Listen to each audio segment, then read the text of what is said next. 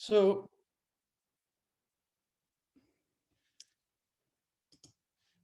we are recording this session so that those who miss it, especially the relatives, will be able to hear it later on.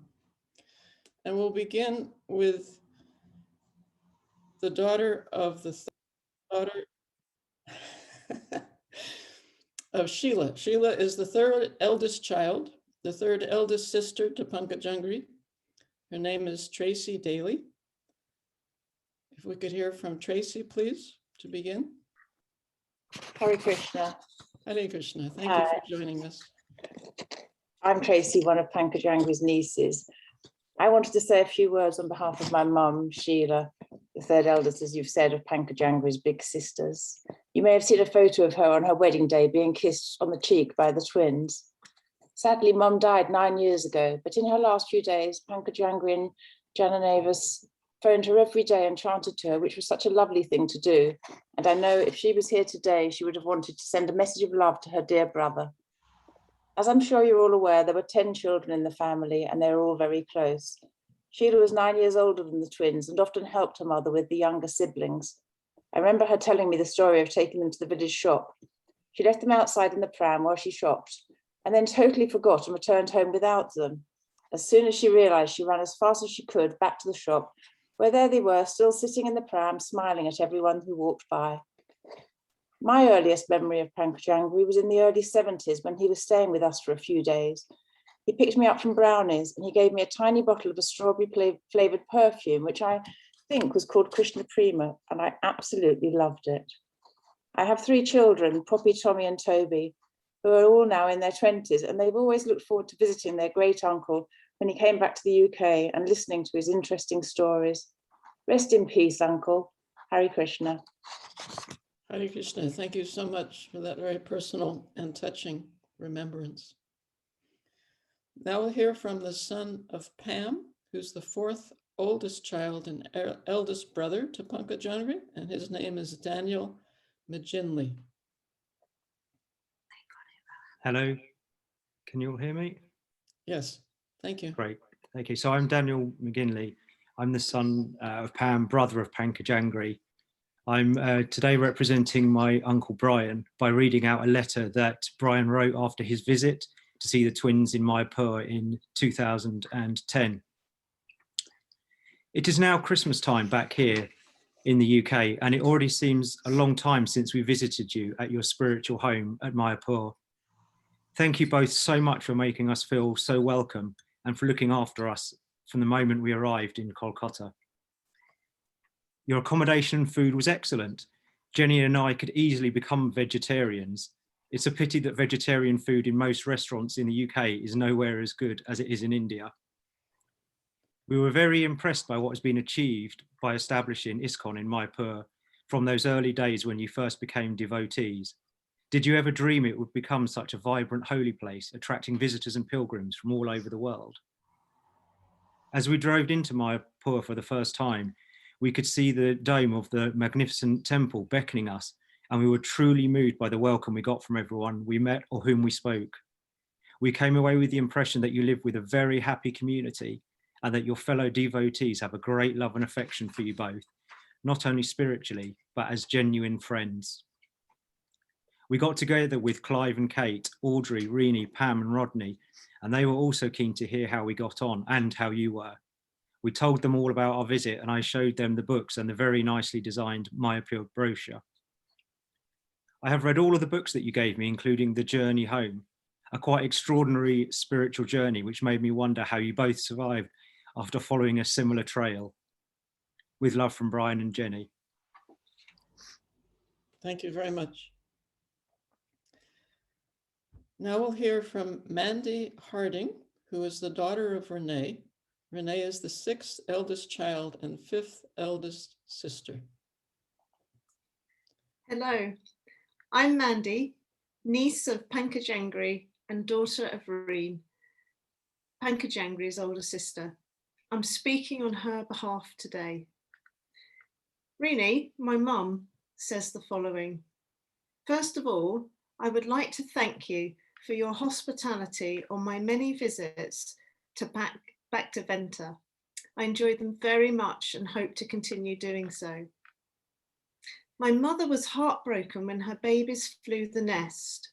She never saw Jananivas again, and Pankajanghri only once before she died in 1991. I can only imagine how she felt, but I know she would have been so proud of them. Towards the end of her life, there was a time when she would set a table with 2 glasses and a bottle of juice and some crisps, expecting the twins were on their way to visit her. Sadly, she never saw them again. I cannot speak of Pankajanghri without including Jananivas, as they were one. They were 4 years younger than me, and I was responsible for taking them out on many occasions. Get out in that fresh air, my mum would used to say, and we did for hours on end, along with our brother Clive. We knew all the country parks, explored woodlands, climbed trees, made camps. We fished in the ponds and lakes for frogs and newts, often, I might say, falling in. They were always fun to be with, never moaned and never asked to go home. When they were old enough to go off on their own, you never knew what they would come back with. A kitten, white mice, frog spawn, grass snakes, lizards, even a baby fox whose mother had sadly been shot. So sweet. In fact, it was so sweet, my sister and I took the fox out for a photo shoot. Once it grew bigger and began to growl, the RSPCA took it away. They loved animals. I hated mice. Pankajanghri put one into my hand. I screamed when it ran up my sleeve and across my back. Pankajanghri found it very funny. I'd also like to share with you a short episode during Pankajanghri's travels. At noon on the 13th of October, 1970, he was found at the gate of Juanita and Arnold Lutz, missionaries with the Lutheran Church. Not speaking English and knowing that white men lived in the house, some local men had led this young man suffering from exhaustion and hunger to a place of safety. He stayed at this Christian centre for 4 or 5 days until he was fit enough to continue with his travels. So we must thank the locals in Taranaja and also Mr. and Mrs. Lutz for caring, sending a message to our mother and setting Pankajanghri on the path to recovery. Since then, he enjoyed many happy years in Mayapur. So, how do I remember Pankajanghri? A little boy full of fun, a mature man roaming the Far East, someone I so look forward to seeing to every 5 years. All of these, I remember him as my brother. Please, all of you, take care and stay safe. Thank you so much. Very much appreciated. We'll hear now from Jim Worthington, who is the son of Clive. Clive is the 7th eldest child and the 2nd eldest brother. This is a video presentation that Jim Worthington has made. I'm James. I'm the son of Clive. Clive is one of the older brothers of Roy and John, or Pankajanghri and Jananivas. He's asked me to read a few words on his behalf for the service. We're a family of 12 living in Barnet, England. I had 6 sisters and 3 brothers, me, the twins, and Pam being the youngest. I spent most of my time with the twins, Roy and John. When we were very young, we spent most of our time playing in the street and later over in the parks and the fields. We loved the great outdoors. Later I worked with Roy and John at different times. I must admit, we were often up to mischief.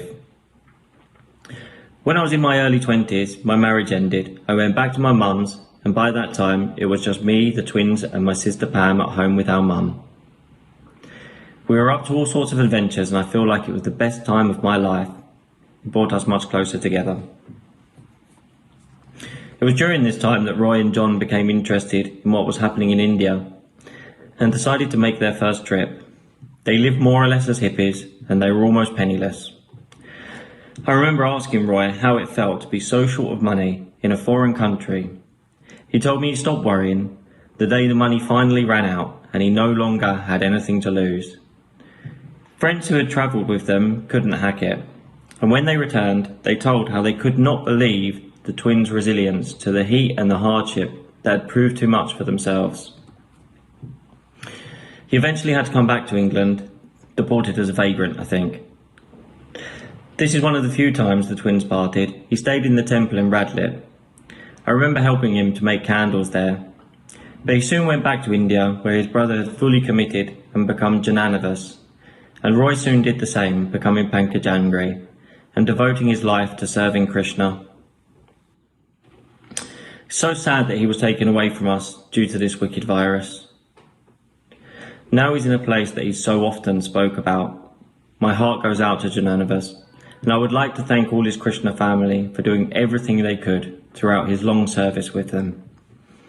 Thank you. Thank you very much. They're from. Oh no, it's all. Thank you. We'll hear now from Belinda Mcginley. She's the daughter of Pam and who is the youngest child and sister. Hello and Hare Krishna.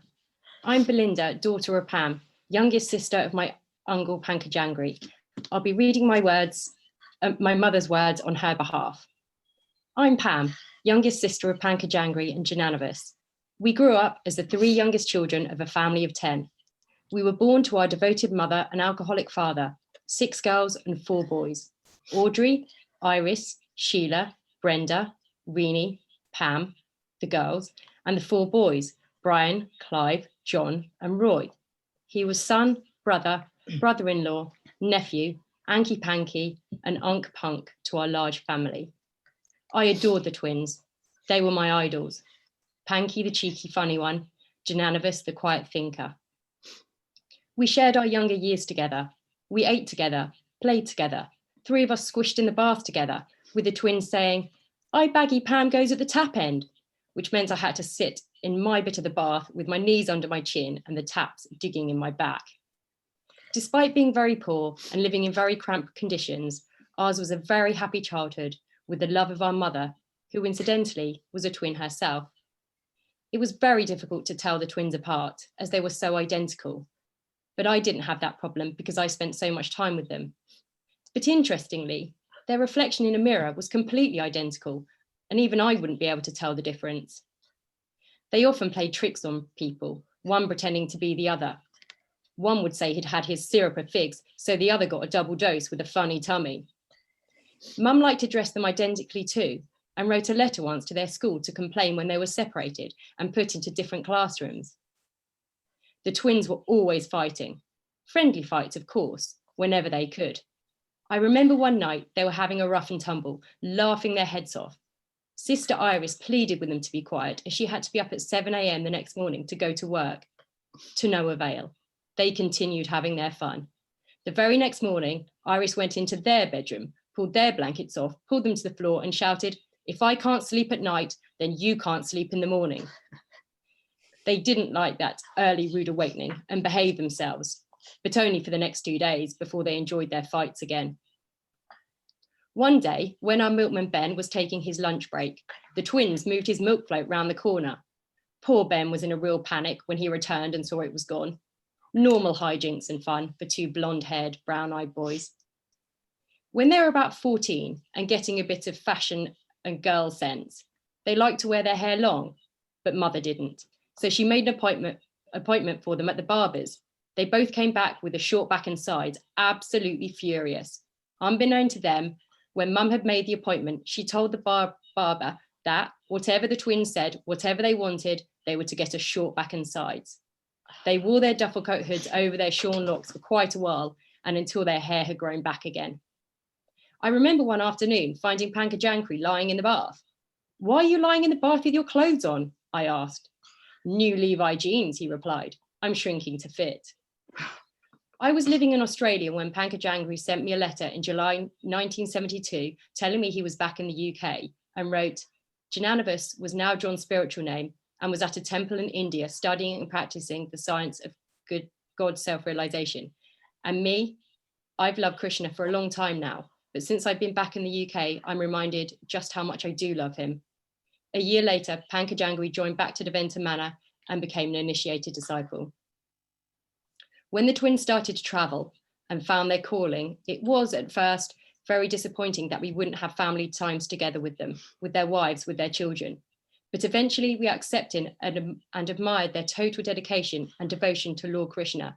And today we are very proud of what they are, what they have achieved, and who they have become. I have visited them in Mayapur twice, which really helped me understand, and I met a lot of lovely devotees. When it is safe to do so, I will come back and visit you in Jananivas again. Here in the UK, we have seen horrendous scenes ravaging India at the moment, but Pankajangri's family are eternally and humbly grateful for the treatment, service, and devoted attention that he received during his final days. My heart will follow my dearest brother onto his next life. But finally, please let us not get complacent and lose another devotee to this dreadful virus. Please follow government guidelines and protect yourself. I will look out for you at the manor, or when you're in St. Albans, or when I return to Mayapur.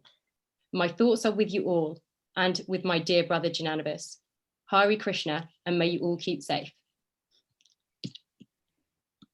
Thank you so much for that very heartfelt offering. Do you want to watch on this now? Come on, I can't hear it. Now we'll hear from Hello? Adam Candice, Bearden. No, I thought I listened. I'm Adam. I'm one of, Thank I'm you. one of Pankajangri's many nephews. My mother was Sheila, one of Pankajangri's 6 sisters. I remember visiting Pankajangri with other family members at Bhaktivedanta back in the days when, before the road to the temple was built, and the only access then was through the village of Lechmore Heath. And I distinctly remember just distinctly recall his enthusiasm surrounding the project to reroute for the many visitors. I'll always remember Pankajangri's smile, his sense of humour, that glint in his eyes, and the stories he told me, like why he didn't eat onions, why it was advisable to chant the Krishna mantra 108 times, and on one particular visit, why a devotee was chanting them so quickly. When I visited in 2019 with cousin Gina and her family, as we sat upstairs and ate some food at the wedding that had just taken place below, he told us about George Harrison and the temple purchase in the early 1970s. I also remember discussing with him whether or not the grass in front of the temple had once been a croquet lawn. So that was back when the house was known as Pigot's Manor. And that led to a hilarious story of a helicopter visit by Srila Prabhupada, where the very many devotees on the ground were shouting their loud love and adoration, while Srila Prabhupada, according to Pankajangri, was shouting back, and if you can all just stand on the edge of the lawn, we could actually land this helicopter. Of course I'm going to miss him. Peace and love. Hare Krishna, Krishna Krishna, Hare Hare, Hare Rama, Rama Rama, Hare Hare. Thank you. Thank you very much. So again, we'll hear from Tracy Daly, this time on behalf of Kate, who's the daughter of Brian and the niece of Pankajangri.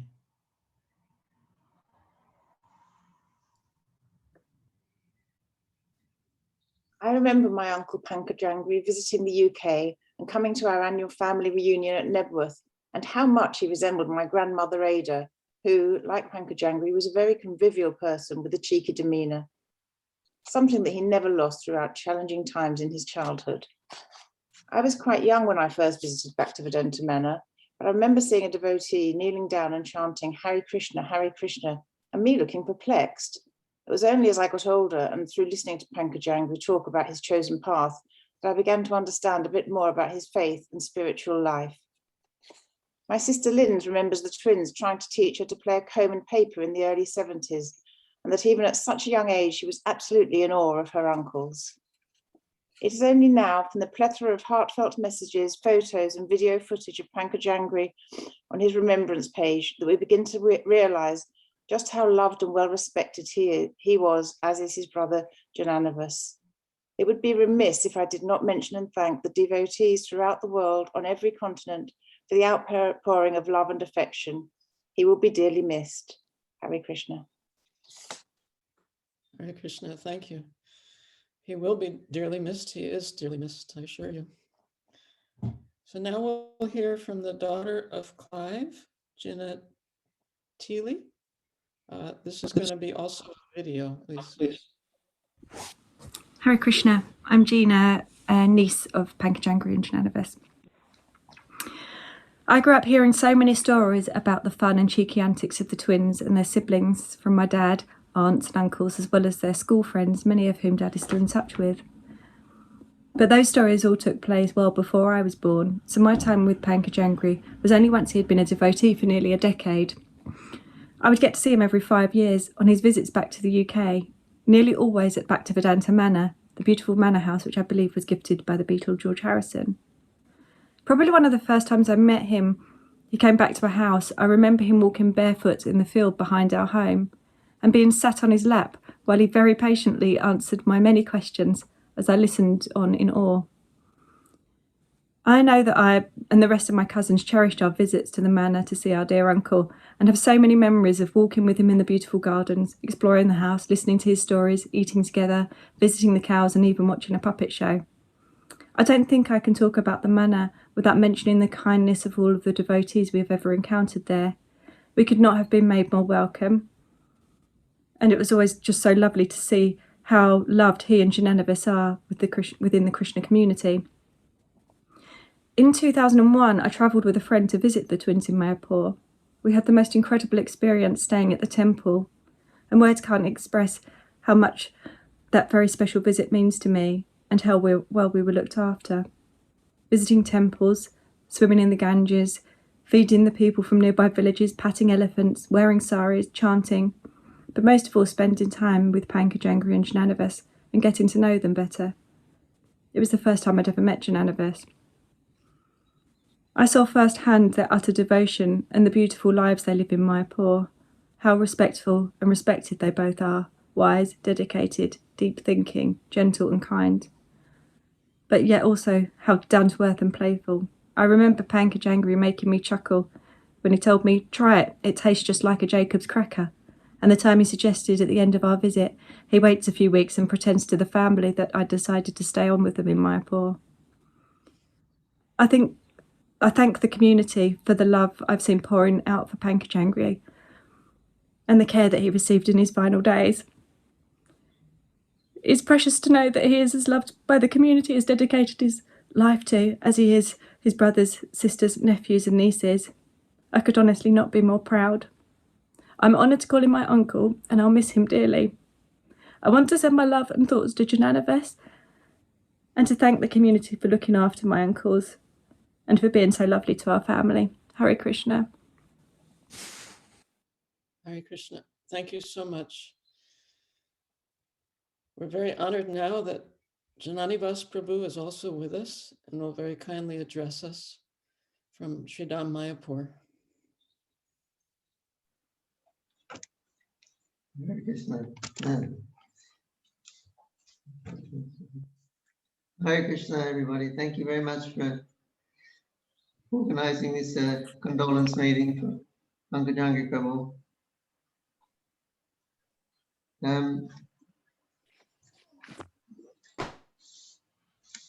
Pankajangri joined the manor. I didn't join, I was in India at that time. When I joined, Pankajangri was there. And then I met the devotees in India.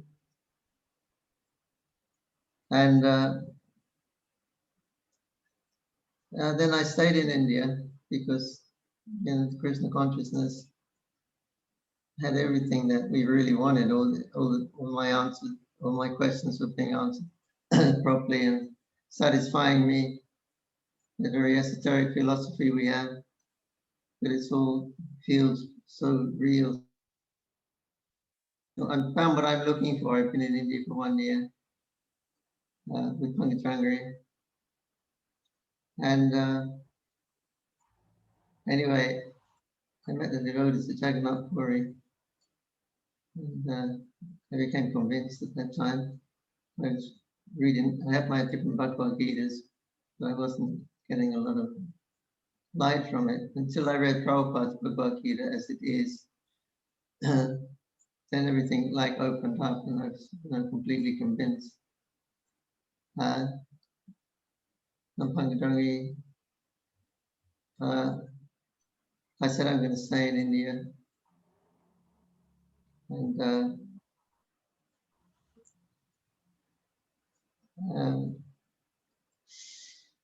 yeah, then he wrote me a letter. He said, "Go on, be strong, but I'm not ready to be a holy Joe yet." And so I said, "Okay, I'm staying here." Then I came to Mayapur, and he came to visit me there. Sometimes we were split up when we were traveling. It's easier that way. When you're like on the path of Jnana, sometimes you have to be alone in our searches. So anyway, he said, then he joined later on in Bhaktivedanta Manor. He actually got initiated from Srila Prabhupada, I think 1974, 3 or 4. And yeah, he said, I was going to the temple.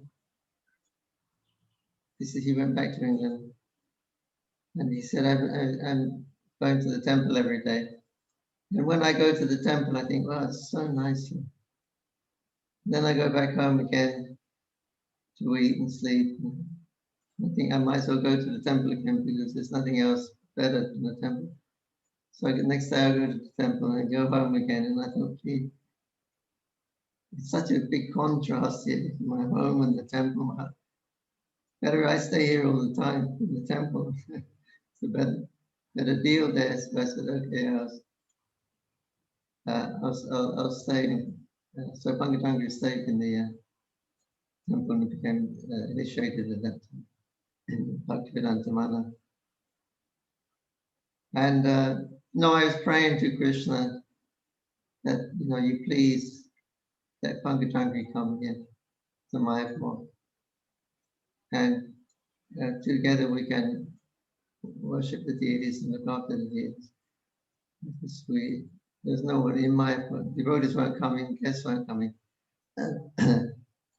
There's just a hut there in the beginning, grass hut.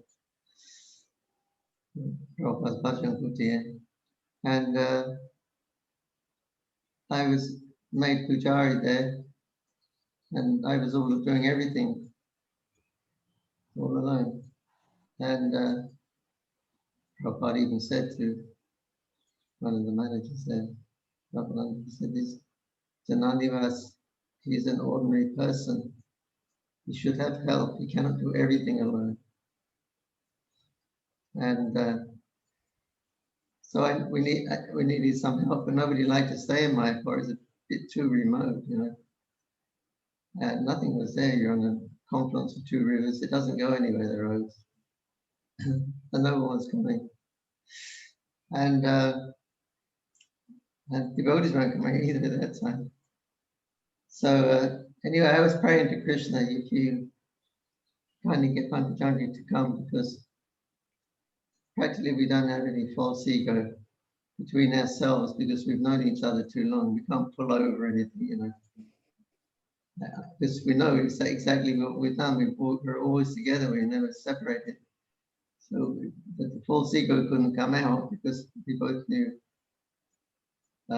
everything about each other. So I thought, Pankajang, when we get on really well, we can have a fight since we were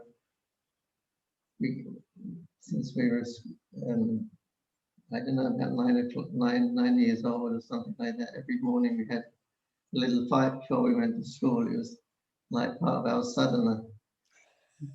And but we never had, after that, there's mock fights. We never had a quarrel again. We never said anything, any kind of argument, quarrel, or because we knew each other so well. So I was praying to Krishna, you please, if Pankajang can come here, it'll be great.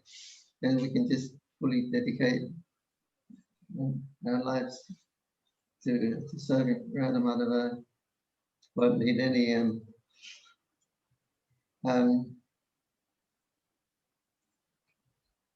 Yeah, so we did that, and Krishna arranged that, and Pankajang come, and then he did some different services in Mayapur. But first, he was in charge of cleaning the temple. Second, he was an ashram teacher, looking after the boys, and also he was a member of the MAC, the administrative side of it. But anyway, he eventually became Pujari, and then we just stayed there and we served Brother Brothers. For our heart's content, we had nothing else to do in life. And yeah, so then we just stayed together. We didn't argue. We never had a fight or anything. So Krishna also fulfilled my desires, and Pankajang took care of most of the management department. I don't function well in meetings and things like that. Pankajang catered for all that side, and financial stuff. He's quite good at raising funds and things like that, maintaining the deity department, making programs for collections, etc. And I absorb myself more in the worship and making festivals and all those types of things.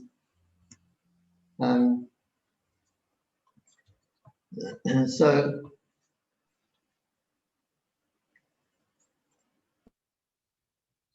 in philosophy, we've got the best philosophy. There's no philosophy like the Krishna philosophies.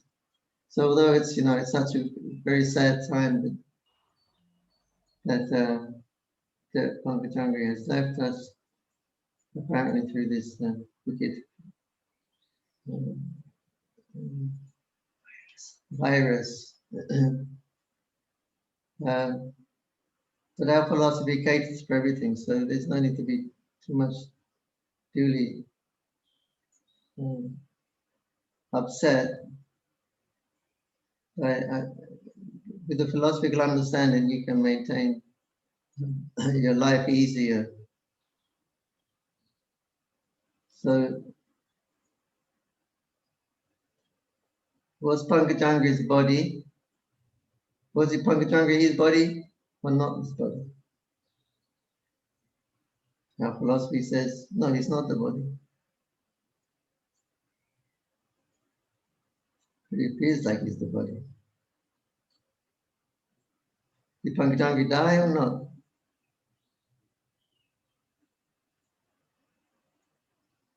Krishna says in Bhagavad Gita, so the soul, but the soul is never birth nor death.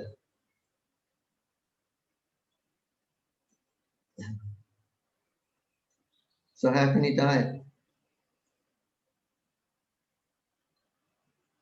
So Pankajang is still living. Where is he living? He never died. He cannot. He's eternal. The soul is eternal. The body changes, but the soul is. So it's our philosophy. It begins on this point that I am not this body, I am the soul within the body. So Pankajang is eternal, we are all eternal. There is no birth, no death for the living entities. So our philosophy is that we simply chant Hare Krishna, remember Krishna. And the soul goes back home, back to Godhead. So where is Pankajang now?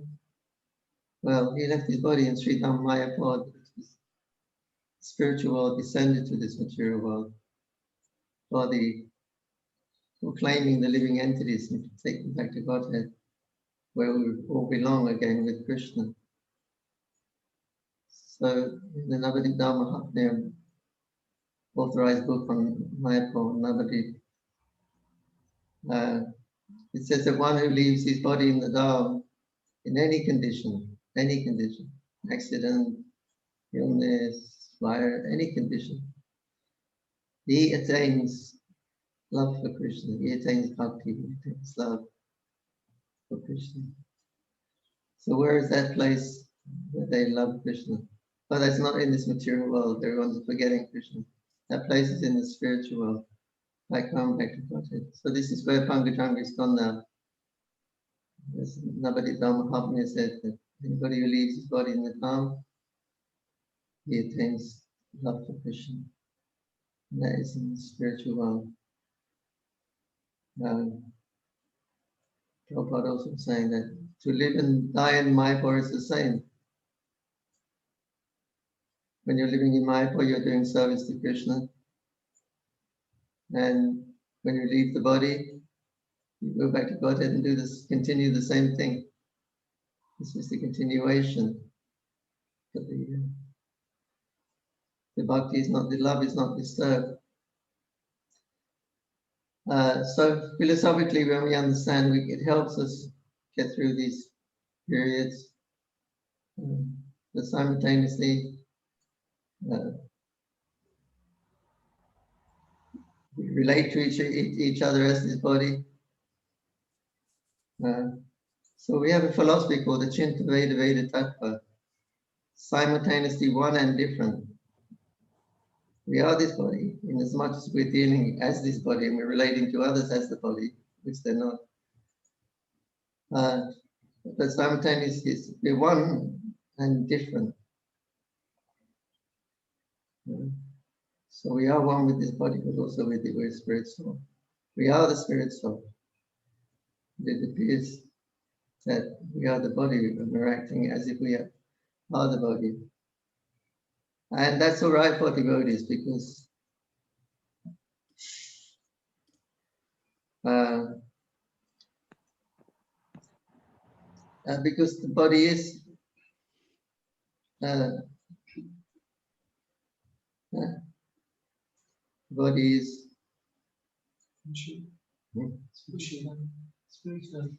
spiritual, you know.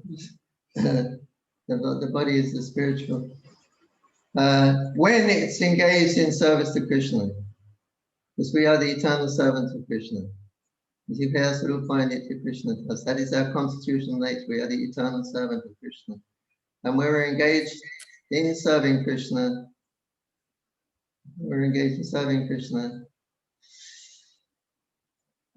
then more or less it appears that the body is spiritual.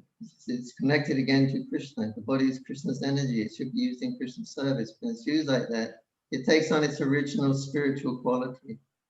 So simultaneously we are the body, but then again we're not. When it's time to leave the body, we go and take another body. So this philosophy helps us through life, especially the important time of leaving the body.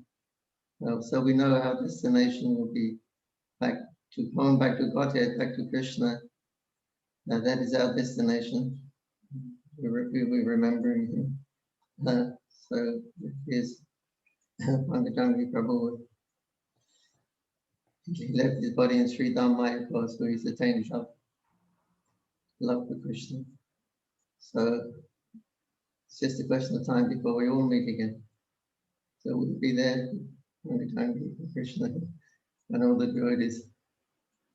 And Krishna promises you won't have to come back again in this material world where we're experiencing his birth and death and the horrible existence. We go back home, we never come back again. So anyway, thank you very much for arranging this program. Thank you very much for inviting me.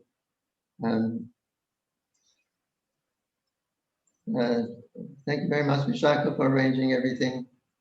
I remember your husband, the first person I met practically in Calcutta Temple, 1971. I think we got initiated together, Saint Jadubar, and maybe later you got the second initiation. And yeah, we were always together in those early years.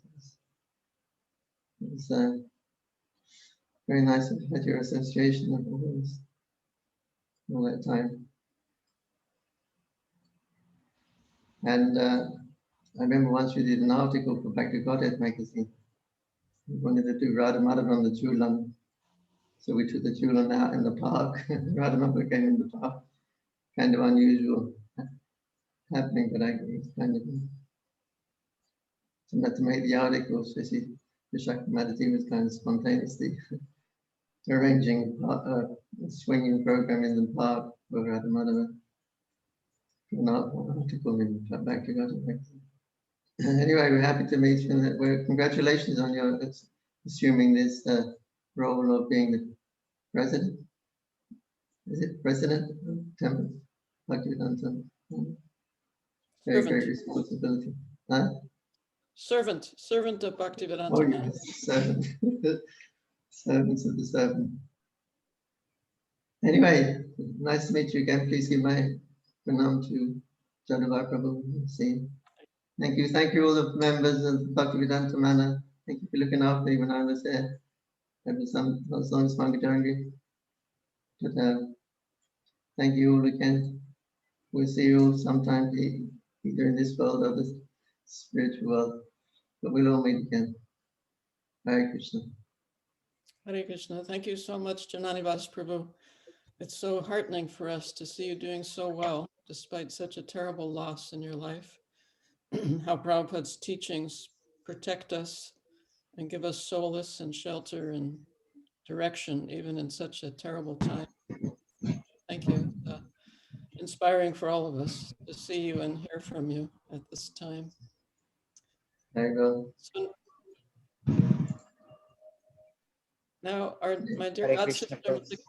Mandakini, maybe Dasi Mandakini Prabhu? Yes, Give us some yes. remembrances. So I just wanted to say how moving it is actually to hear the whole family expressing with such beautiful words their love to Pankajanghri Prabhu. And I really felt, and I'm speaking for all the community of devotees, that you are our extended family, because of that so special link. Actually, Pankajangri Prabhu and Jananivas, they are our heroes. We cannot dissociate them from Mayapur Dham, that wonderful spiritual place. And as it was so beautifully expressed, they are loved by the community of devotees all over the world. So I just wanted to share a little story that was told to us by Pankajanghri Prabhu. He visited our community in the depths of Siberia, but it was about 2 years ago.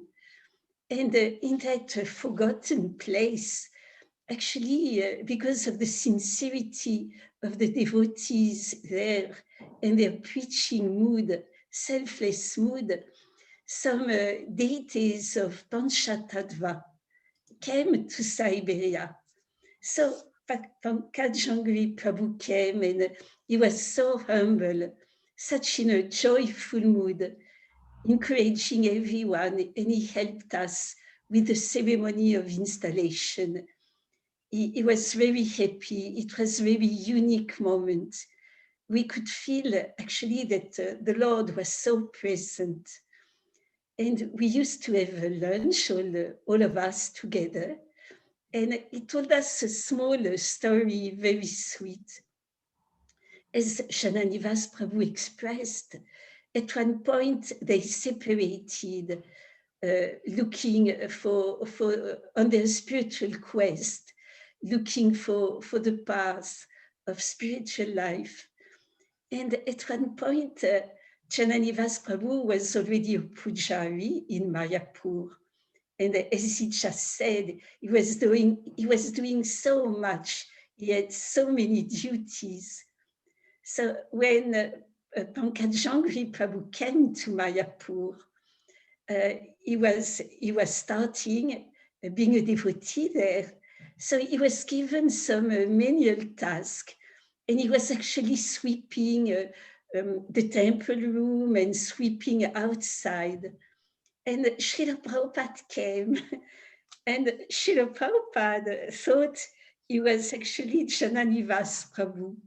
And Srila Prabhupada told him that you have so much work, you know, someone else can sweep the floor, but you have already so much service.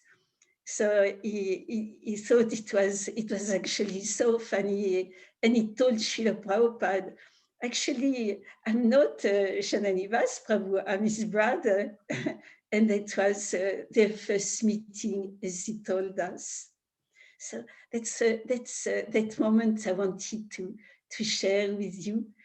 And as Jananivas Prabhu told us, at the same time we feel a deep separation all over the world. All the devotees were praying for him, but certainly it was time to go to the next destination. And although we have this very deep sorrow in separation, we cannot, thinking of Pankajanghri Prabhu, we cannot stop smiling at the same time, because it just inspires joy in our hearts. And we are completely convinced that his destination couldn't be better, that his spiritual master came personally and took him by the hand to meet Lord Chaitanya and to take part in the pastimes. So we thank everybody very, very much, and it's a beautiful moment to be able to remember Pankajanghri Prabhu. Thank you very much to everybody. Hare Krishna, thank you so much for that wonderful remembrance. We turn now to Niskinchana Chaitanya Das. Hare Krishna. Hare Krishna, everyone. Please accept my humble obeisances and all glory to Srila Prabhupada, and my sincere respects to all the devotees, the seniors, and of course all the members of Pankajanghri Prabhu's family who are here today. All my respects to all of you. It's interesting, about a few weeks back, I was driving to the manor with my wife and saying to her, you know, looks like lockdown's going to lift soon, based on what Boris says, of course. And then hopefully then we can start to open up our house, to start inviting devotees, you know, to serve them and host them and, you know, things like that, what, you know, devotees generally do. And I remember I was saying that, you know, Pankajanghri Prabhu, you know, yeah, he should be coming soon. It's like about, you know, he comes to England every 5 years to renew his visa. So I was like, okay, that'd be a great opportunity. And I remember, you know, recounting stories of my time with Pankajanghri Prabhu. And it's really weird. I came back from the manor that evening, and then we got the, you know, the WhatsApp notification that Pankajanghri Prabhu's got COVID and things like that. And I was like, wow, I mean, this is like, you know, I don't know what to say actually, because it was like in that, literally that day I was talking about Pankajanghri Prabhu. So yeah, it was very, you know, bittersweet, I guess, in one sense. I've had the privilege, so I used to be a monk at the manor as well. I was there for 10 years, and we have different services designated to us. And one of my services was whenever Pankajanghri Prabhu used to come to UK, he would generally be based at the manor. So I was designated as his personal servant. So it's my job to make sure that, his living condition, accommodation was all right, his prasadam, his taking to different programs and things like that, managing his schedule. So naturally, when you're a personal servant, you get to develop a bit of a close relationship with the person that you're serving. And, to this day, I'll never forget, all the moments that I've had with him. I even actually started taking a diary of my conversations that I was having with him and things like that. And, some of it was just amazing, very spiritual. Some of it was also very, very down to earth. Pankajanghri Prabhu gave me a lot of spiritual, wisdom and guidance. But I also found he was also used to telling me about his life. And I found that really endearing. Like I remember, let's say if we're driving through Barnet, he would tell me, he would take me through the byways, and this is like the park where I used to play. And yeah, this is like, if you take a shortcut through here, it took me shortcuts through Barnet, through back to the manor from a program. I remember coming from Arnos Grove or Southgate, right? And we're going through Barnet and back to the manor. And he'd tell me, no, take a shortcut this one. I didn't even know. And I drive through London all the time. And he'd tell me, no, I know, go this way. Dare I say, I know he's exalted saint. He'd even tell me like where the pub was and this and that. And, you know, little things like that, you know. And yeah, he told me so much about the family. You know, he was, I think it was Roy Albert Worthington, right? I think that, yeah, that was his name. And, you know, he's from the Worthington family, a big brewery family. And they had, I think it was 10 children. He had 9 siblings. And, you know, told me about his mother, who she was a very principled lady, you know, obviously when the father left, and the mother really was a very strong lady that really took care of the family. And yeah, he just spoke very highly. And I think for me, just hearing that, it was just so like fascinating, like seeing, because in ISKCON, we see him as the saint, as, you know, thousands and thousands of people see him. And it was just nice to see this another intimate side of him, how he would share these stories with us. He would tell us how when they were youngsters, him and Jananivas Prabhu, they were described as being rather bone idle. This is his words, not mine. I wrote it down, you know.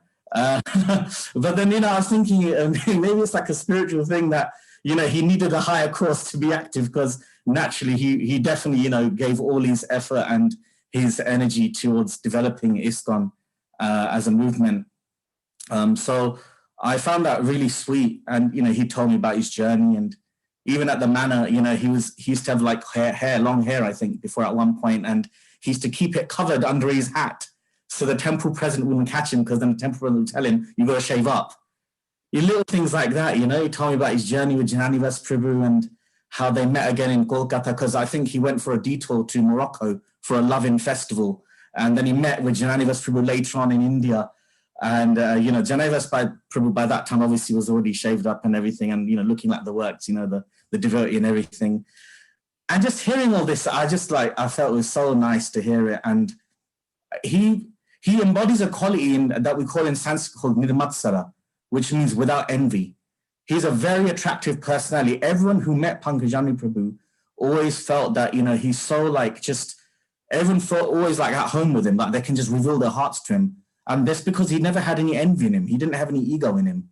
And he had a very soothing aura about him. I remember when I'd be in the car with him and talking, it was just so relaxing, just listening to him talk, listening to him speak. And it was just amazing. And he would tell me all these amazing adventures he had in Mayapur, especially back in the day when there was those whole robbers that came to try and steal the deities. And, you know, there was quite action-packed incident that they had there. And he told me about, you know, what he had to do, which showed that even though he's quite meek, like externally, but, you know, he's got that steely determination in it when it has to come out. And I remember one key spiritual instruction he said to me, that we are all mercy cases. In other words, that, you know, we're trying to progress in our movement in becoming Krishna conscious. And we have lots of these principles that we follow, like chanting and, you know, strict studying and, you know, leading very kind of like, you know, regulated lives. But he said that that's not actually what's carrying us back to Krishna. It's actually his mercy that's reaching out to us to bring us back. I remember Pankajanghri Prabhu telling me that, how good do you think your chanting is in this day and age? Do you think you can really chant purely? Do you really think that your studying and your spiritual practice is that high quality? It's your intention, it's your endeavor that's attracting Krishna to bring you back to him. And I thought it was very sweet that actually his understanding of Krishna was this loving personality that's just looking at as our endeavor to try and reach to him. It's not that we can get there by our own ability. And I thought that was really sweet. And I'll finish off in this one point.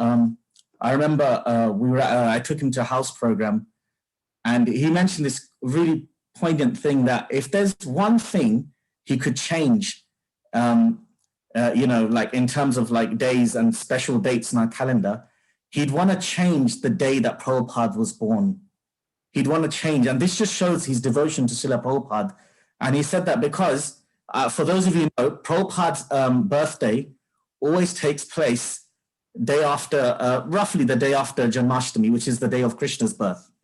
So naturally what happens is the Janmashtami celebration, they tend to kind of like, you know, take a lot of coverage.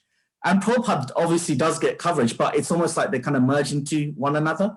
And he said that if only I'll change the day Prabhupada was born so that all the attention can be given to Prabhupada. And I just thought, wow, like what devotion, what way of looking at the, like, you know, Prabhupada and the way he just explained that. So there's so much more to say, but I know time is ticking, but I just feel very privileged that in my monk days, I managed to have the opportunity to serve such a great personality. And I pray that I can always lead my Krishna conscious life and do him proud. And just please him with whatever I do in my life. His Grace Pankajanghri Prabhu ki jai. Thank you so much, Niskinchana Chaitanya Prabhu. Very nice to hear such a personal reflection. We turn now to Mathura Prabhu.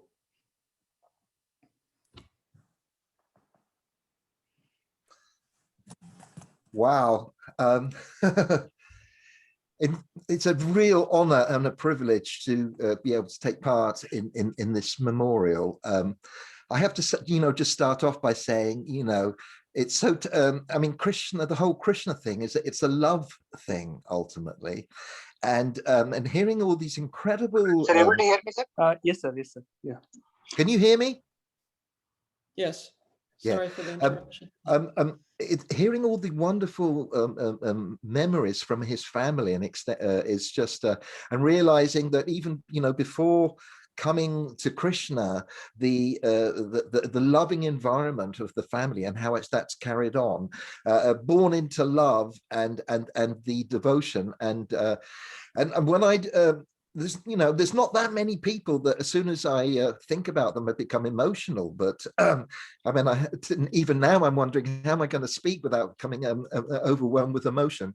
And one thing that's struck me, and has been with Mondakini and Niskinchana and the devotees, that is since he passed, I've had messages on Facebook from people that, may have problems with ISKCON or the institution, but universally, Pankajanghri was loved by everybody.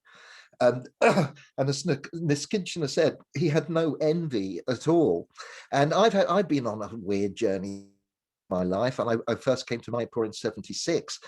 And they were there, and they were both of them. It's hard to separate, as everyone has said. They are one, Pankajanghri and Jananivas. They were this incredible duo, and it was only after quite a time that people kind of like, how do you distinguish? And I think Jananivas started to wear lighter saffron so we could tell the difference, and then Pankajanghri wore saffron. And then from hearing all the anecdotes and understanding more about them, we understand that Pankajanghri was kind of a bit more gregarious and outward going, and as Jananivas said, that he would take care of the management and thing, and Jananivas was a bit more reserved. But really, it's hard to kind of think about them as separate. But what is really lovely is to hear all these pastimes and remembrances of his personal qualities, so that we can go, oh yes, Pankajanghri was a little bit mischievous. He was a bit more, outward going. In fact, I'm pretty sure it's not my memory playing tricks, but the only devotee I know that knew them before they joined was Ishwara, who I think, I'm not sure if he's living, and he told me some anecdotes how, they had the long hair and they were a bit on a guru thing before they became devotees, and that was very interesting. But I suppose every time I came to Mayapur, and the longest time I was in Mayapur was in 1990 to 1991, when I was part of the music department in the Gurukula. Just every time I saw them both, they were just so charming and so friendly. And over the years, I used to visit, and sometimes I had a long beard, and sometimes I was like, and as soon as they saw me, they would go, "Hi, Mathura Das," and would offer respects and have a big hug. And I always used to just feel so welcome. And in fact, they were like the guardians of Mayapur. And I don't know if I can talk much more because I get a bit emotional, but I just want to also, you know, I hope, I'm not sure if Jananivas is still watching, but, you know, so many respects for him. And it must be very difficult for him this period now without his brother. And it's so nice to know that all the family members, the support, and I hope one day after coronavirus and stuff, you all get to go to Mayapur and see your other uncle and give him some support, because I'm sure he's missing you all. So thank you very much. Pranams. All glories to Pankajanghri. And Mahatma. Oh, one other thing. Jananivas said, you know, Prabhupada said, oh, you know, Jananivas, this ordinary, he used the term ordinary, but basically the opposite. We all know that both of them and Pankajang are extraordinary, absolutely not ordinary. Very true. Thank you. Thank you, Mathura Prabhu. Thank you, Vishal. We turn now to Vishvambara Prabhu. Vishvambara Prabhu.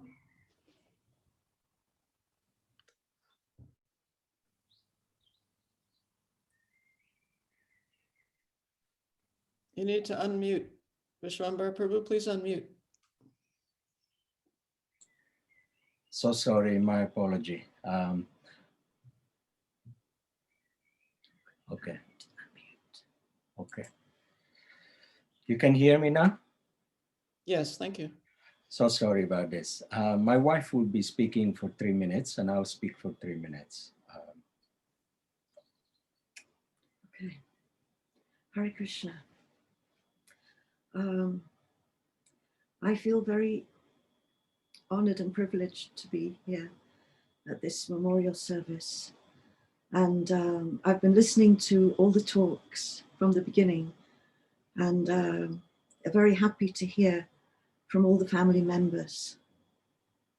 From the characters of Pankajanghri and Jananivas, I could understand they must be coming from a very nice family.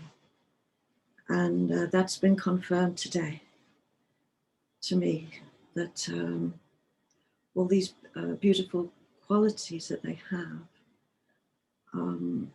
is from their family, from their parents, and such a beautiful family.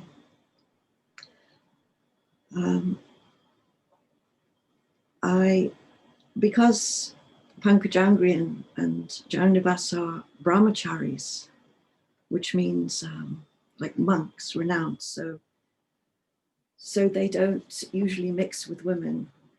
I mean, that's like the rule for brahmacharis, although they're actually quite transcendental, actually. But, you know, but for that reason, what I meant to say is that that's why I haven't had a close association with them as a woman. And that's why my husband's going to speak after me, because he had a bit more close association with them. So I'll just speak very briefly. A couple of years ago, Pankajanghri came to our house for lunch, and together with his brother, Brian. I don't think Brian's here today, but yeah, it was very nice. We had a nice pizza together, and he was very relaxed, just such a natural person, no airs and graces, just so down to earth and easygoing. So I felt very comfortable with him, and he actually reminded me, he remembered that in 2004, when my mother died and we took her ashes to Mayapur, that he actually did some special rituals for my mother. He remembered that. I'd actually forgotten, but he remembered it, and I was just so touched by that, actually. What I could say is that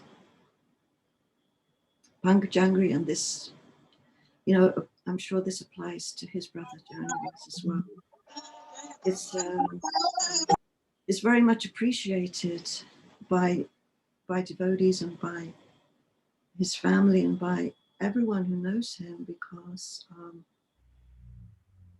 because he's just so pure and simple, humble, and like you could say like a transparent, because he's got nothing to hide. And this is a very rare quality actually to find. And I think that's what was really outstanding about him. And so I'm sorry that I didn't get more association, but I very much honor and appreciate my godbrother, and I will always remember him. And yeah, I think I will hand it over now to my husband. Hare Krishna. Thank you for giving us an opportunity to speak, Mother Vishaka, and also all the family. Thank you for the beautiful words. Each one of them, they really touched my heart. I, coming from a Catholic background, I was almost Catholic priest. I remember one quote of Jesus: one who praises himself will be humbled, and one who humbles himself will be praised. Now we are praising today a great personality because he led a life of humility, him and his brother. Tamal Krishna Goswami, once 2002 in Mayapur, I remember I was with him, I was serving him, and he asked Jananivas Prabhu and Pankajanghri Prabhu to come and do the last rites, ashes ceremony in the Ganges for Mother Kirtida. And then after that, he invited them for lunch, and there were all these sannyasis. I remember his words. He was praising them. He said, there are two pure devotees. We have two pure devotees amongst ourselves. And Pankajanghri Prabhu and Jananivas Prabhu, they were just eating and with the head down. And I remember that gesture. It was so humble of them being praised by great personality, and everyone agreed in the room. And then, of course, on the same year, they helped me to do the last rites for my Guru Maharaj. This was just after 4 days that we did the rites for Kirtida. Then Tamal Krishna Goswami, there was the two brothers with Bhaktivedanta Purna Swami, Shivaram Swami. The GBCs, they asked me to take charge of the whole thing as a senior disciple. So, but I was taking advice from them on what to do step by step. And Pankajangri Prabhu especially gave me so much comfort when my Guru Maharaj passed away. Mayapur is a special place. It brings me lots of memory. The first time I went, 1987, I got initiated by Tamal Krishna Maharaj. We were in the room, both sick, very sick. For 2 months we were together. And then he said, make sure. So I didn't attend any ceremony like fire yagya or anything. He said, I said, what should I do with the fire yagya? He said, no need. He said, just before you leave Mayapur, go and get the blessings of these two brothers. And I remember they put the Nishingadev helmet on my head. And then that's how we came to know each other. And then he invited me in his confidence, said, what you do? I said, I distribute books. And for 40 years, we have known each other, 35 years. And every time he would come at the manor, I was a Sangitan leader. I would always look after him. He would take prasadam with the Sangitan devotees. Him and Tribhuvanath Prabhu. And we would take prasadam together. And they they kept me as, in their association, blessing me and purifying me. I felt fortunate to, and every time I would go to Mayapur, it would give me personal prasadam. There's this kabacha here that I remember he gave me. He said, the Lord Nishingadev may protect you in your service. He always encouraged me in book distribution. And somehow or another, I shouldn't be saying this, but Jananivas Prabhu, you may remember, 2000 something, we moved in Mayapur for 6 months, 1 year. And they asked me to give a class there. And the two brothers, a senior man asked me a question, very difficult question. And I said, I scratched my head and I said, I don't know the answer. And the two brothers, they were so impressed. They said, that's honesty. Pankajang Prabhu said, me and my brother, we want to invite you for prasadam, for breakfast. He's very shy. He doesn't know you much, but please come. And we spoke Srimad Bhagavatam for a couple of hours. I have a fond memory of him. He would show me the two passports. Him and his brother, he said, when I come in, I have this one stamped. When I go out, I have that one stamped. So in this way, we'll get visas and stuff, for his brother. Because his brother, Jananivas, he never left India. So all the managerial work and all the legal work to keep him in India was done by Pankajanghri Prabhu. He was more of, anyway.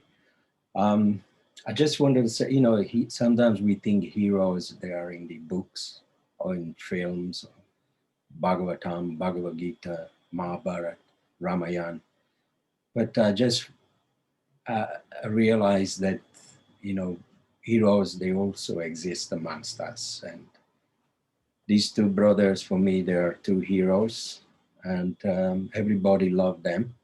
I love them. There is one verse from a Bhagavad Gita, and then I will close my speech. Yoga Yukta Vishuddhatma Vijitatma Jidendriya Sarva Bhutatma Bhutatma Kurvanapina Lipete. Lord Krishna says, one who is the master of the senses and he can control his mind and act always with a devotion. He is very dear to everyone and everyone is very dear to him. And that was His Holiness Pankajanghri Prabhu. Hare Krishna. Hare Krishna. Thank you so much, Jagannath Ishwari and Vishwambar Prabhus. Very kind of you.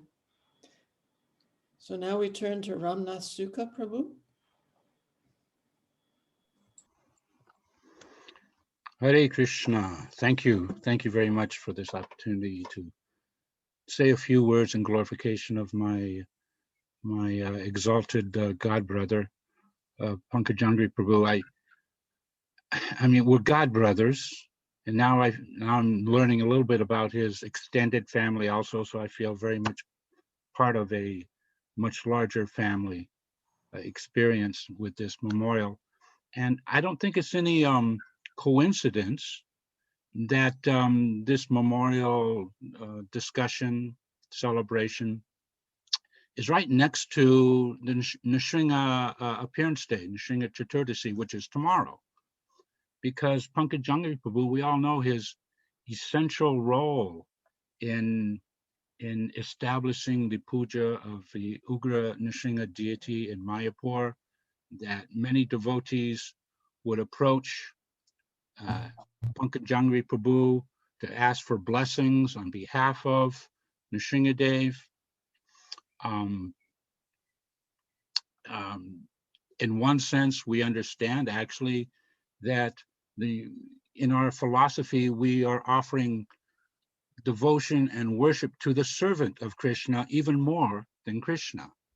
So Pankajangri Prabhu will always be remembered in that role as the eternal servant of Nrsimhadev, establishing the Nrsimhadev deity, and devotees would approach Pankajangri Prabhu to please petition Nrsimhadev. He was like the go-between between the Nrsingadev and the devotees' needs for Nrsingadev's protection. So we all know Pankajangri Prabhu was exemplary. He had exemplary character. That was what he was really best known for, as everyone is so nicely describing. He's free from envy, making everyone feel comfortable. He was exemplary in his Brahminical service as a pujari. He would inspire devotees with their pujari services, teach them the proper mood for serving the deities, and not only teach them the proper mood for serving, as a pujari, to serve the deities, but to serve the other devotees who are also serving the deities. Again, the servant of the servant. So this is one of the things that I think Pankajangri, and Jananivas too, of course, but we're talking about Pankajangri specifically today. They will be well remembered for their inspirational seminars and classes. And even now, I feel that because of the worldwide awareness of the saintly character of Pankajangri Prabhu, that many devotees are actually now going onto the internet and going to those many classes that are there of his insightful understanding of Krishna consciousness. He was a great scholar. He's a great Brahminical devotee, serving the deities, inspiring others to serve the deities, acting as that go-between to the deities. And another thing I wanted to touch on just briefly, as some of the family members are talking about, the word they used was cheeky. The Pankajangri was more cheeky. He had this humorous side to him. And if devotees do go and listen to some of his classes now, if they haven't already listened to classes, he had this very contagious kind of a laughter and smile, that when he smiled, he basically, all the devotees would smile. So this is one of the qualities actually of a liberated soul, that they're always joyful in Krishna consciousness. And so even though Pankajangri lived this very austere life, you could say, but he was very happy in Krishna consciousness, very cheeky. Cheeky in the sense that he would smile from cheek to cheek, I guess you would say. So I had not that much association with Pankajangri, Jananivas, but some memorable association. It was some 6 or 7 years ago when I was in Mayapur. They invited me for lunch prasadam, which is basically a wonderful opportunity to get to know them better and to relish the Mahaprasadam of the deities. So yeah, we had nice discussions then. I don't want to spend too much time on that. One last thing I wanted to discuss, though, is that on the temple floor of the TOVP,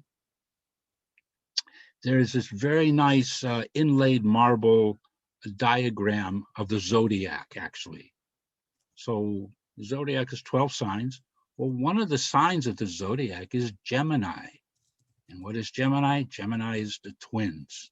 So I've always thought that, well, I'm not sure who designed that, but I always thought that certainly Pankajangri Prabhu, Jananivas is still with us, but they will always be with us there on the TOVP floor as Gemini, the twins that helped in a very foundational way develop the Mayapur project, and going way into the future, many decades, many centuries to come. So thank you very much, Jai Pankajangri Prabhu. We'll always miss you, and I hope to encourage the devotees who want to get his association still available. It's there on the internet. Listen to his classes. Very insightful, full of realization, full of nectar in Krishna consciousness. Hare Krishna. Hare Krishna. Thank you, Ramnath Sukha Prabhu. We turn now to Jai Krishna Prabhu. Jai Krishna. Hare Krishna. Can you hear me? Yes, thank you. Thank you from the bottom of my heart for giving me this opportunity to speak. 7 minutes isn't very much, it's a bit like trying to cram the whole ocean in one little cup. Gonna need more than 7 minutes, but I'll try and use it wisely. First, my condolences to the family. My deepest thoughts are with you. And I also wanted to say thank you so much for giving us the twins. Technically, I know we might have stolen them from you, but thank you for giving us these two wonderful souls in Srila Prabhupada's movement. I don't claim to have a close association or a close associate of Prabhuji, but I had some moments with him. Mainly my time or my association with Prabhuji was through my dramas. We perform dramas, and there's something about the English devotees when they do dramas.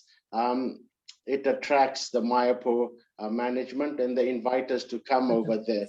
So we've been going there doing. Yeah, I just print these things. One of the things.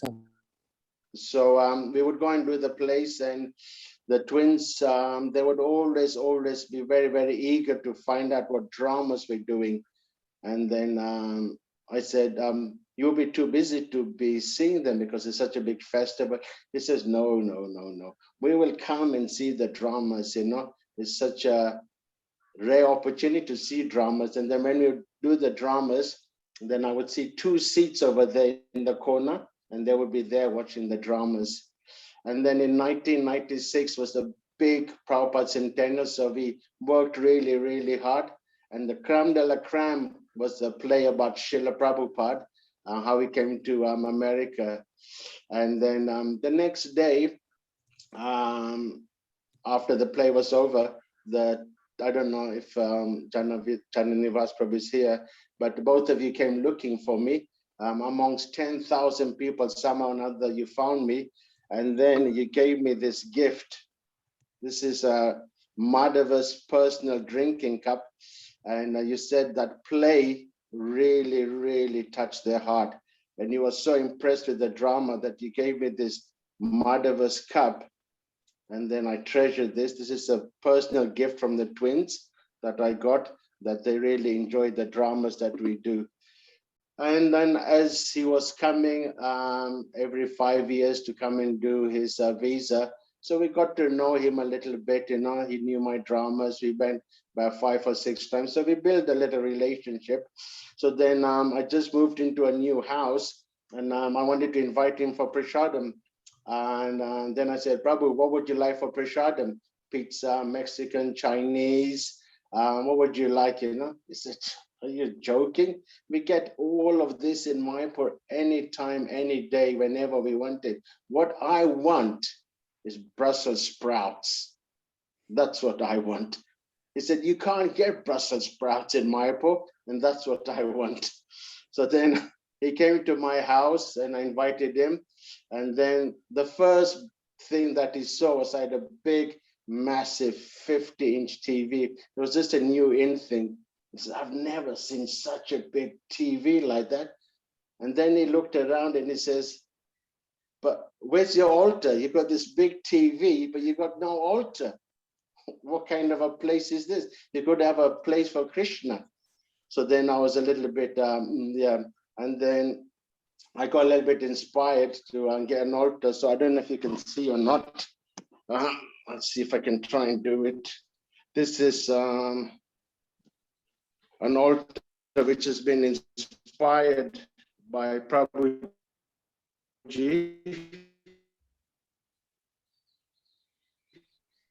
I don't know if you can see it. So this is Nitya and Jagannath giving me the inspiration for having this wonderful altar in my house. And I just, last moments I spent with him when he was here last time. And then they arranged like a little trip to Kew Gardens. So we went to Kew Gardens, a little brahmachari trip. And then I was with Prabhu the whole time, and he was running around looking at different plants. And particularly, he was very interested in the bonsai tree. He wanted to create a little Japanese kind of bonsai garden, and he spent like hours speaking with the gardener, how to look after him. So he was very, very keen to have loads of nice kind of plants and trees to make it like, not just a concrete building, but to have it lush with loads of nice plants and things like that. I just also wanted to finish up by saying that these two persons, as it was mentioned earlier on, they're not ordinary people. They're not ordinary souls. Srila Prabhupada was discussing with Tamal Krishna Maharaj, and Tamal Krishna Maharaj said, these twins, they're here serving in Mayapur. And then Prabhupada said, these two have been sent directly to help establish deity worship over here. So it has been mentioned many times that Bhaktisiddhanta had sent many souls here to help Srila Prabhupada. And Prabhupada here was acknowledging that these two was sent to help him establish. And then just today, I was just reading this story how Nrsingadev came over to Mayapur. And the person who was about to sculpt Nrsingadev refused to do it. He said only a Naishtiki brahmachari could worship this deity because Ugra Nrsinga is very, very, special worship.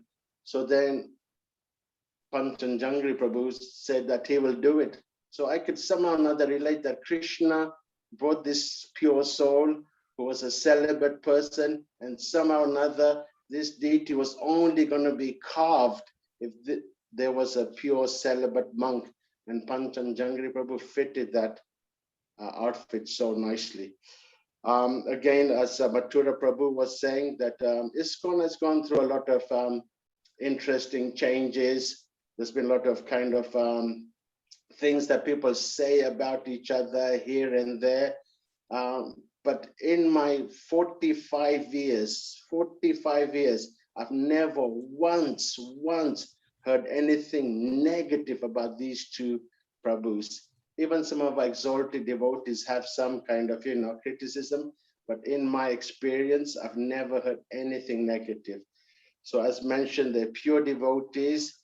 And that's the most amazing thing about this, that even though it's so exalted, they're completely down to earth. They're so easy to relate, and particularly Pankajanghri, he's such a joking, fun-loving person. And because I like jokes and messing around and doing pranks, he was just like that. So me and him could relate so well. So although we will miss him so much, but as his brother mentioned, he's in a better place. He's in a place where he's directly serving Lord Nrsingadev. And then one day, when we're pure enough, we're able to join him with Srila Prabhupada and all the other devotees and serve Radha and Krishna. So I'll stop here. Thank you so much for giving me this chance. To all the wonderful devotees here, this is my fifth memorial I've been on. I hope somebody makes a little booklet about his wonderful pastimes. Obeisances to all the Vaishnavas. Vancha kalpata vishya kripa sindhubhyev cha patita nam pavanebhyo vaishnavebhyo namo namaha. Thank you very much, Jai Krishna Prabhu. Much appreciated. We turn now to Neela Madhava Prabhu. Hare Krishna. My humble and respectful obeisances to everyone who's here this late afternoon. It's so very pleasing to listen to not just the devotees but the family members, and I think we at the temple, we at the manor, are so exceptionally proud that we have two saints, British saints, from Barnet, who have been, in India all these years, and we're very proud of that. I just wanted to quickly share a poem with all of you. This is being compiled a long time back by one of our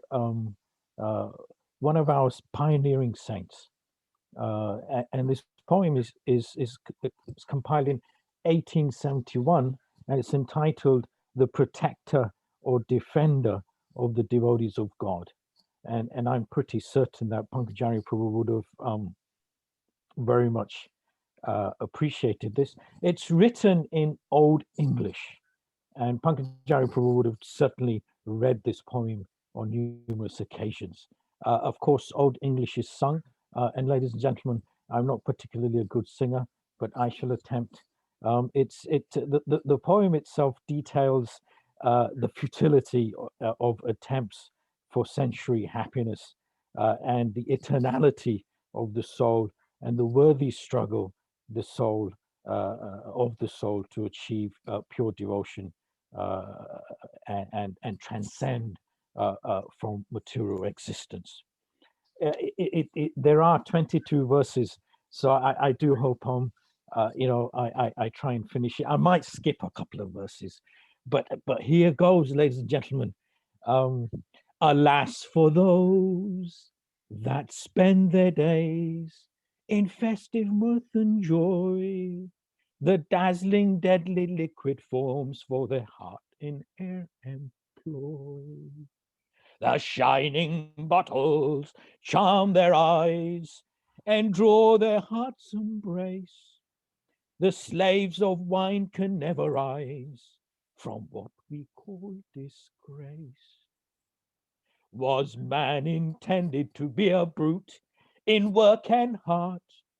Should man, the lord of all around, from common sense depart? Man's glory is in common sense, dictating us the grace that man is made to live and love the beauteous heavens embrace. The flesh is not our own, alas, the mortal frame a chain. The soul confined for former wrongs should try to rise again. Why then this childish playing that which cannot be our own, which falls within 100 years as if a rose are blown? Our life is but a rosy hue to go ere long to naught. The soul alone would last fore'er with good or evil fraught. How deep the thought of times to be, how grave the aspect looks, and wrought in awe become, oh I, when reading nature's books. Man's life to him a problem dark, a screen from left to right, left and right. No soul hath come to tell us what exists beyond our sight. But then a voice, how deep and soft, within ourselves is left. Man, man, thou art immortal soul, thee death can never melt. For thee thy sire on high has kept a store of bliss above. To end of time thou art, O his, who wants but purest love. O love, thy power and spell be nigh. Now melt my soul to God. How can the earthly words describe that feeling soft and broad? Enjoyment, sorrow, want but lots, to which the flare is heir. The soul that sleeps alone concludes, in them it hath a share. Forget the past that sleeps, and ne'er the future dream at all, but act in times that are with thee, and progress thee shall call. But tell me not in reasoning cold, the soul is made alone by earth's mechanic lifeless rules, and to destruction prone. My God, who gave us life and all, alone the soul can kill, or give it all the joys above, his promises to fulfill. So push on thy onward march, O soul, against the evil deed that stands with soldiers, love and hate. O hero be indeed. Maintain thy past in spirit world as firmly as you can. Let never matter push thee down. O stand heroic man. There rests my soul from matter free upon my lover's arms. Eternal peace and spirit's love are all my chanting charms. Are all my chanting charms. Jai, His Grace Pankajanghri Prabhu ki Jai. Thank you all very much. My apologies for the horrible singing, as it were. Thank you. Thank you very much, Nila Madhava Prabhu. Very profound poem from Bhaktivedanta Thakur. So now towards the end of our program, we're going to have a quick talk from Sankirtan Priya Prabhu, and then a film of Pankajanghri Prabhu. And then at the very end, we'll have a slideshow showing Pankajanghri Prabhu and Jananivas as children, and then as young adults, and then as Vaishnavas in Sridham Mayapur and at Bhaktivedanta Manor. So please do stay for the whole program. I must say personally, I was quite amazed by Jananivas Prabhu's statement that between the two brothers, there was no false ego, because they were together for so many years. There was no question of false ego. That gives me hope that perhaps in the future, after so many decades, my false ego will also shrink. It was also wonderful to hear that they didn't fight since they were 9 years old. It's also a great source of inspiration that two people can be together harmoniously. That's something very unique and unusual. So I also take inspiration from that. So we turn to Sankirtan Priya Prabhu for the talk and the film of Pankajanghri Prabhu. Hare Krishna. Thank you, Mother Vishaka. Thank you, dear devotees, for assembling here on this wonderful program. It's so inspiring to hear so many wonderful devotees speak so gracefully, so nicely with about His Grace Pankajang Prabhu and His Grace Jananivas Prabhu. Please accept my humble obeisances to everyone assembled here. It's my privilege. I'm the youngest actually here in terms of spiritual progress on this path of Krishna consciousness, and having just been here at Bhaktivedanta Manor for just over 3 years. And but I was very, very privileged to have had the association with His Grace Pankajangri Prabhu here at the Bhaktivedanta Manor Ashram. In 2019, he came to visit us, and we spent wonderful times, as Nishkinchana Chaitanya Prabhu described.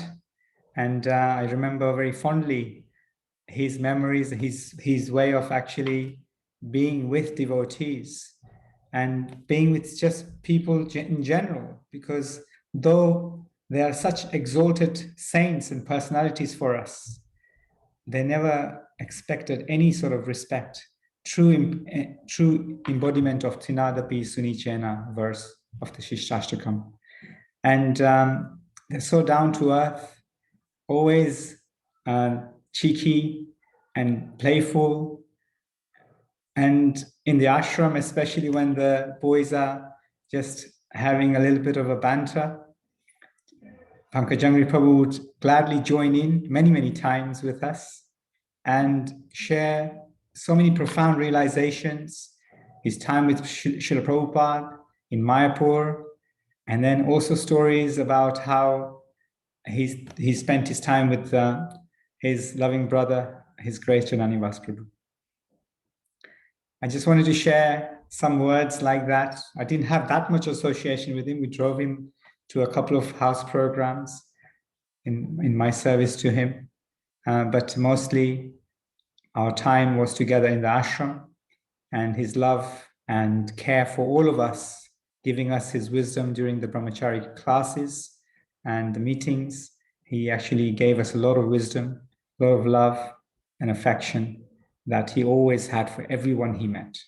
And it is so, so true that Prabhuji had no envy, no ego, and that was, he was loved by literally everyone. And that's a testament to this process.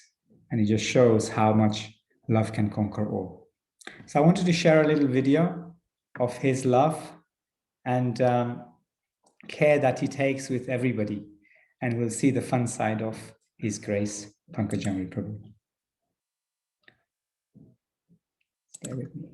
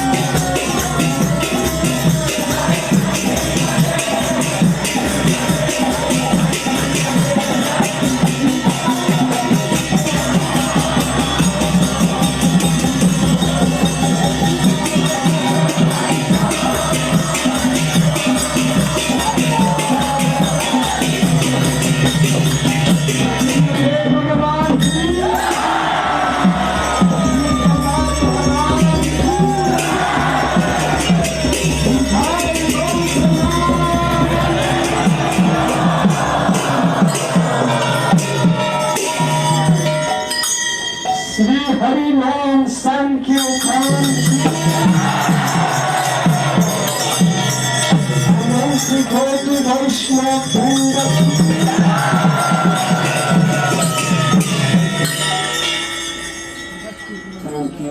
very much. Special thanks to Hiranyakashipu.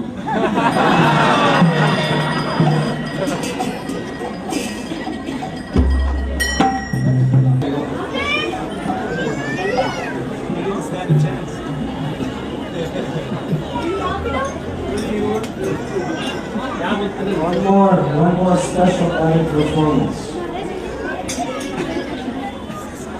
Keshavalita Narahari Rupa Ayataka Vishari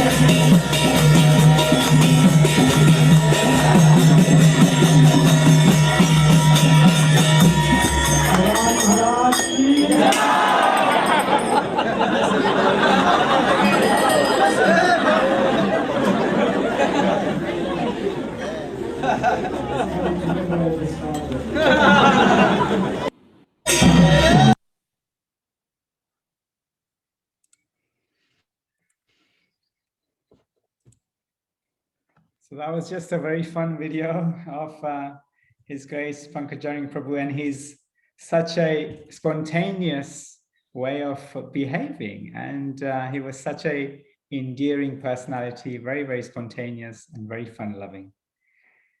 So I like to also offer a special bhajan, a prayer to His Grace Pankajangri Prabhu in this Vaishnava tradition.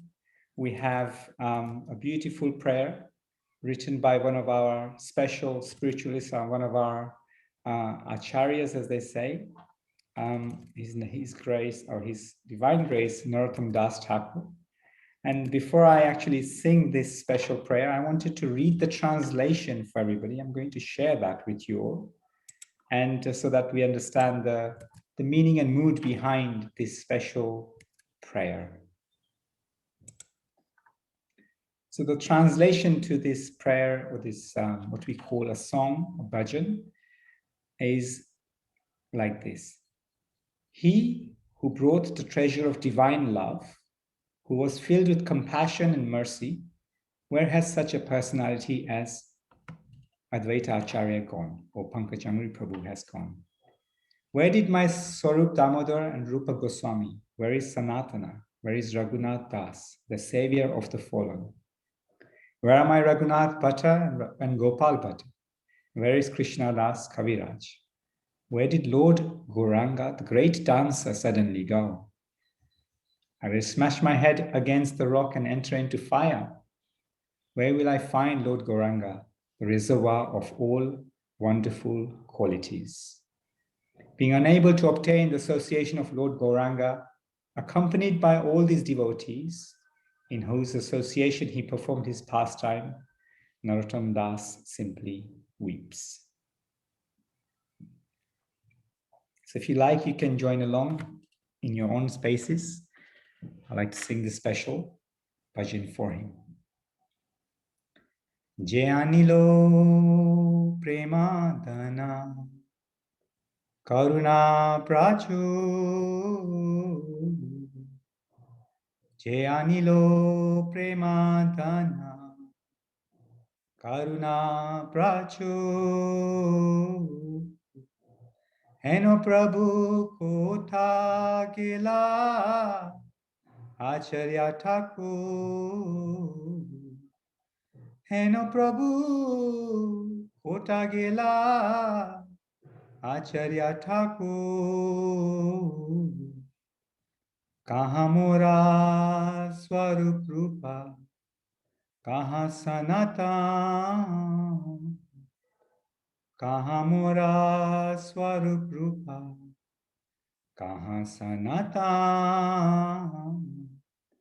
Kaha dasa raghunatha Patita pavan Kaha dasa raghunatha Patita pavan Kaha mora bhatta juga Kaha kavira Eka kale kota gela Gora natara Eka kale kota gela Gora natara Pasane kutibo mata Anilo pasibo Pasane kutibo mata Anilo pasibo Goranga gunera nidi Kotagile pabo Goranga gunera nidi Kotagile pabo Se saba sangira sangi Je koilo vila Se sange na paya kande narotamada Se sangana paya kande narotamada Hare Krishna Krishna Krishna Hare Hare Hare Rama Rama Rama Hare Hare Hare Krishna Krishna Krishna Hare Hare Hare Rama Rama Rama Rama Hare Hare Srila Prabhupada ki Jai. Thank you, Mother Vishaka. Thank you, Prabhu. That was beautiful. And the film was so joyful to see Pankajanghri Prabhu play that role of Lord Nrsingadev to the Nrsingadev prayers. Those prayers Prabhupada introduced especially for the protection of ISKCON, and we can feel with some certainty that Lord Nrsingadev is protecting Pankajanghri Prabhu at this time and always. He was so devoted to the worship of the Lord in Sridham Mayapur. So we're coming now to the end of our program. We wanted to thank so much all the many relatives of Pankajanghri Prabhu for joining us, especially Jananivas, but also the brothers and sisters and their sons and daughters. Thank you so much for reading the offerings. We all were very happy that you could join us and very moved by the heartfelt offerings. And we thank you all to all the devotees that joined us with their memories of our dear Pankajanghri Prabhu at this time. We very much relish them. I'm so glad that this was recorded so that people who missed it can also hear it in the future. And before you leave, we ask you to just stay a few more minutes to see this wonderful slideshow. We can see the twins as children and then gradually coming of age and then becoming beautiful Vaishnavas at the service of Srila Prabhupada. So thank you again for being here. Thank you to the family for your offerings and to the devotees for your moving remembrances. And we all pray that Pankajanghri Prabhu will always remain at the lotus feet of Srila Prabhupada and Shri Radha Madhava, and of course Lord Nrsingadev and Sridham Mayapur. His future is undoubtedly very, very bright. We all hope to follow in his footsteps. Hare Krishna.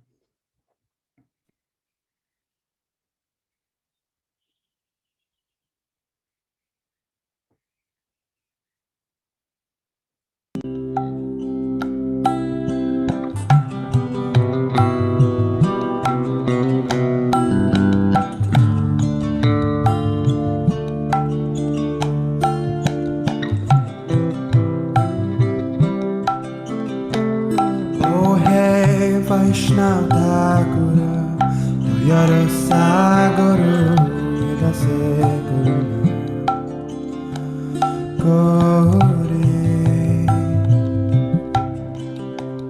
Oh He Vaishnava Thakura Doyara Sagara Edase Karuna Kori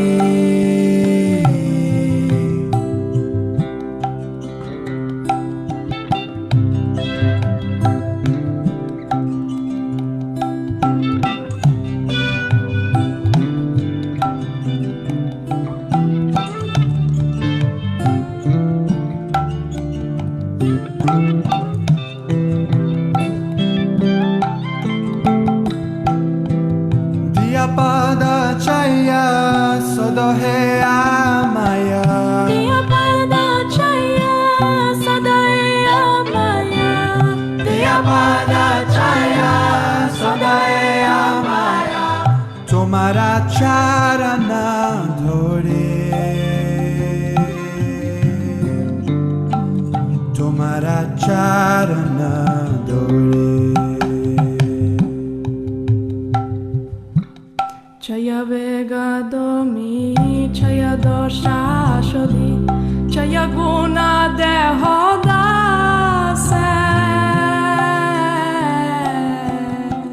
Chaya Vega Domi Chaya Dosha Sodhi Chaya Guna Dehodase Chaya Guna Dehodase Chaya Satsanga Deho He Amare Chaya Satsanga Deho He Amare Chaya Satsanga Deho He Amare Poshechi Sangero Ashe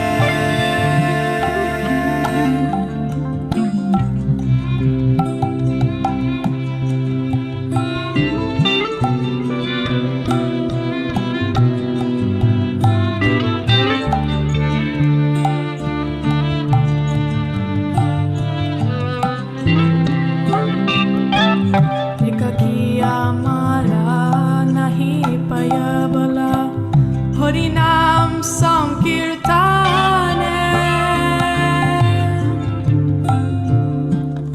Ekakiya Mara Nahi Paya Bala Harinam Sankirtane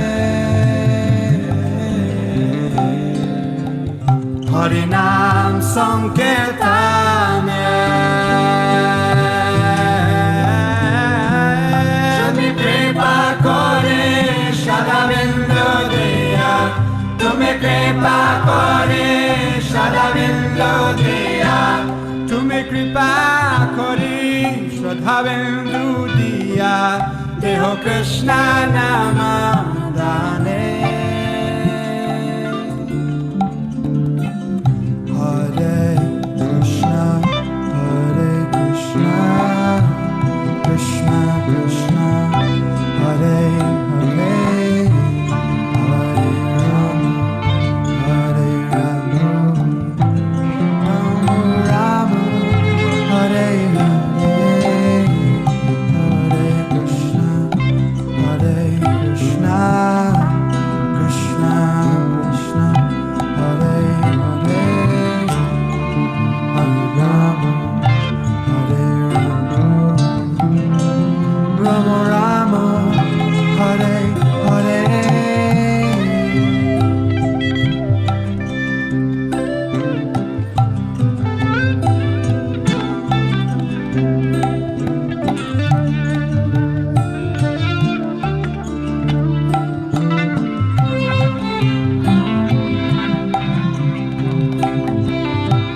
Krishna se tomara, Krishna dite paro, tomara sakati ache.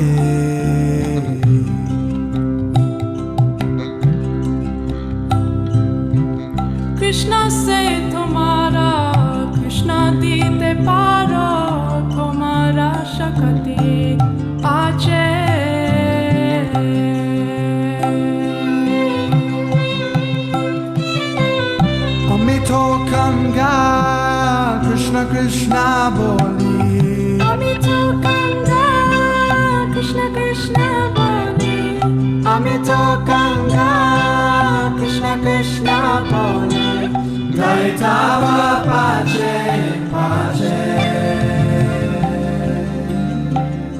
Ohe Vaishnava Thakura Doyara Sagara Vedase Karuna Kori.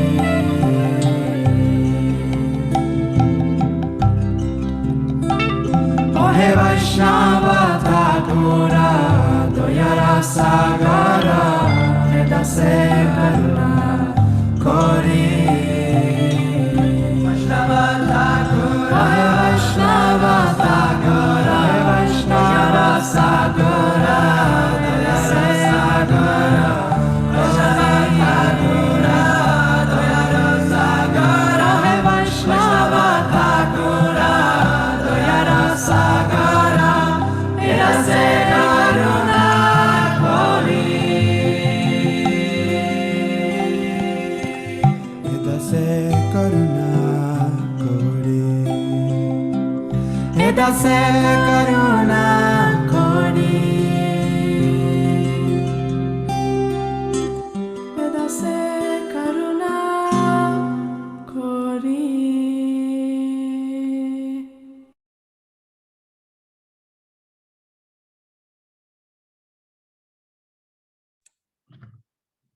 Thank you, Mother Vishaka.